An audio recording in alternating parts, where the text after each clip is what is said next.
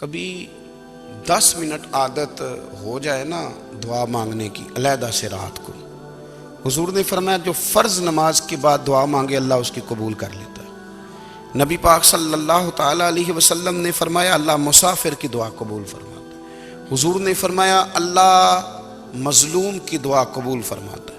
حضور نے فرمایا بیمار سے دعا کراؤ اللہ اس کی دعا قبول فرماتا ہے۔ میرے نبی پاک نے فرمایا ماں باپ جب بھی اولاد کے لیے ہاتھ اٹھائیں، ویسے تے بلے شاہ تو آسمانی اڑ دیا ہی پھڑ دیں، جڑا گھر بیٹھا انہوں بڑھیا ہی نہیں۔ حضور فرمانے لگے ماں باپ جب بھی اولاد کے لیے دعا فرمائیں اللہ ان کی دعا کو قبول کرتا ہے۔ آپ اپنا تعلق بنائیں دعا کے ساتھ، عبادت کے ساتھ، مصلی کے ساتھ رشتہ بنائیں، استغفار پڑھیں۔ صلاح الدین ایوبی صلیبی جنگوں میں تھے، رات کو مسجد اقصیٰ میں نماز پڑھی تو پریشان تھے۔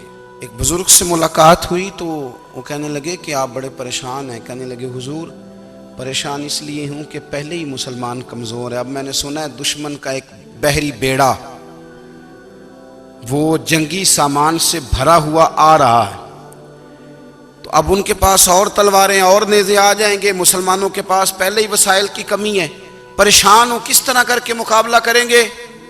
یہ بات کہتے ہی صلاح الدین ایوبی نے بزرگوں سے کہا حضور آپ بھی دعا کرنا، دعا کی بڑی طاقت ہے۔ میرے نبی پاک نے فرمایا دعا مومن کا ہتھیار ہے، دعا مومن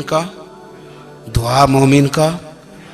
حضور نے فرمایا تقدیر کو سوائے دعا کے کوئی چیز نہیں بدل سکتی، دعا مومن کا ہتھیار ہے، یہ کافر کے پاس کوئی نہیں، یہ ہتھیار ہے مومن کا۔ اللہ کرے آپ کو سمجھ آئے، پھر سنیں کئی بار کہہ چکا ہوں یہ ہتھیار ہے کافر کے مقابلے میں، جو تیرے پاس سب سے بڑا ہتھیار ہے وہ دعا ہے۔ دعائیں کرانی چھوڑ دی، کرنی چھوڑ دی، لینی چھوڑ دی۔ حضرت سیدنا انس بن مالک رضی اللہ تعالیٰ عنہ فرمایا کرتے تھے میں نے وہ رنگ دیکھا ہے جب حضور دعا مانگتے تھے اور حضور کی مقدس آنکھوں میں آنسو بھی ساتھ ہی بہا کرتے تھے، میں نے وہ انداز دیکھا ہے۔ تو صلاح الدین ایوبی بزرگ سے کہنے لگے آپ بھی دعا کیجیے، اور خود رونے لگے اور سر سجدے میں رکھ کے رونے لگے، اور عشاء سے لے کر فجر تک روئے، خوب روئے۔ صبح وہ بزرگ آئے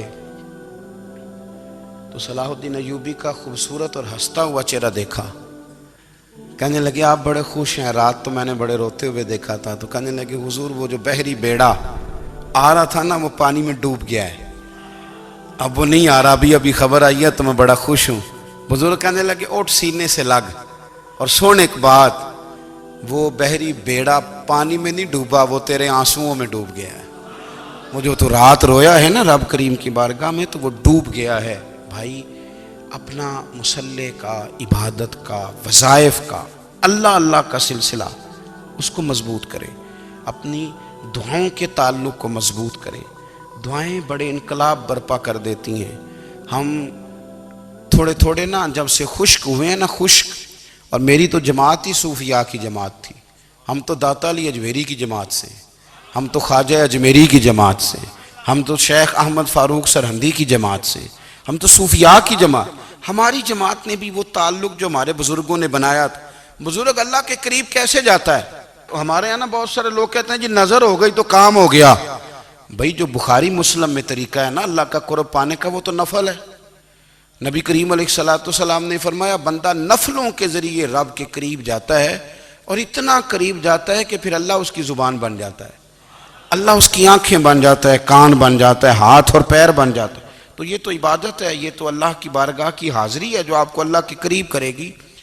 تو نماز کو اہمیت دے کے ادا کریں، نمازیں موبائل بند کر کے ادا کریں۔ لیکن نا کچھ لوگ کہتے ہیں مجھے ٹائم نہیں ملتا نماز کا، تو میں کہتا ہوں یہ آپ نے بڑی جرت کی بات کی ہے۔